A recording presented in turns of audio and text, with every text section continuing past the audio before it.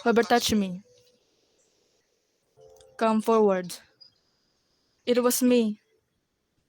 Just the fringe of your garment, only the edge, I promise. You're not unclean. Why my garment? I'm sorry. I know I should have asked.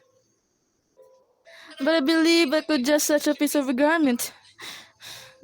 And I was right. Thank you. The blood has ceased.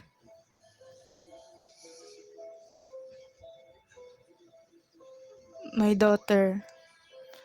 I am Thomas Dolremer. Look up.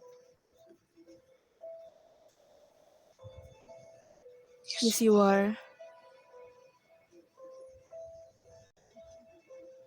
Daughter. It was in my piece of clothing that healed you. But it was instant. I feel it away. It was your fate. You have blessed me today. And I know.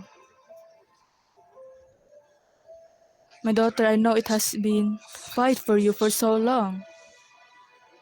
You must be exhausted.